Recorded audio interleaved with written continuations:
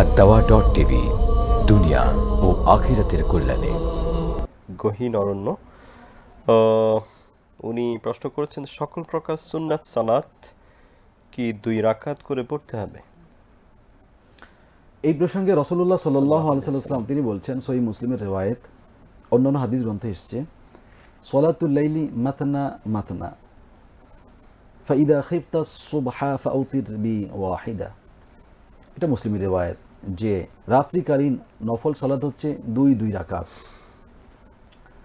তো 2 রাকাতে নফল সালাত আদায় করা এটা উত্তম। এটা হানাফি মাযহাবের বাইরে অন্যান্য সকল মাযহাব প্রায় এই বক্তব্যটিকে তারা গ্রহণ করেছেন এবং এটা উত্তমতার কথা বলেছেন। কিন্তু হানাফি মাযহাবে এ বিষয়ে বলা আছে যে যদি সেটা নফল সালাত হয় তাহলে 2 রাকাতের চাইতে বেশি 4 রাকাত বা আরও বেশি যদি কেউ পড়তে চায় সে ব্যক্তি পড়তে পারবে। তবে আসলেই সালাতগুলো আমাদের খেয়াল করা উচিত রাকাতের চাইতে, মানে কোয়ালিটি কোয়ান্টিটি দুটো বিষয়। আমরা যেন কোয়ালিটিটাকে এনশিওর করি, সালাতের গুণটাকে, সালাতের যেন তার যে রুকুগুলো সেজদাগুলো আনতারকা হাত্তা তাতমাইন্না রাকিআন, তুমি এমনভাবে রুকু করবে যেন রুকুকারী হিসেবে তুমি প্রশান্ত হয়ে যাও। আল্লাহু আকবার। রাসূলুল্লাহ বলছেন, ওয়ান তাসজুদা হাত্তা তাতমাইন্না সাজিদান, এমনভাবে সেজদা করবা যেন সেজদাকারী হিসেবে তোমার মনটা যেন প্রশান্তিতে ভরে যায় এবং চোখ জুড়িয়ে যায়, এমন সালাত তুমি আদায় করো। এইসব সালাতে তুলুল কুনুত, দীর্ঘ কেরাত, দীর্ঘক্ষণ তাসবিহাত, যে সমস্ত আদিয়া মা'থুরা ফি সালাওয়াত রাসূল যেভাবে পড়েছেন আমাদের এগুলো খেয়াল করা উচিত।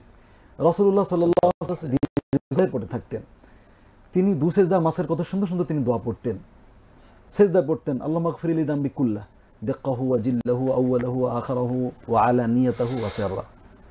রাসূলুল্লাহ 2 সেজদার মাঝখানে তিনি পড়তেন, আল্লাহুম্মা গফির লি ওয়ারহামনি ওয়াহদিনি ওয়াজবুরনি ওয়া আফিনি ওয়ারযুকনি ওয়ারফা'নি। 7টি জিনিস থেকে সে আল্লাহর কাছে তিনি চেয়ে নিতেন যেগুলো তুমি আমাকে দাও।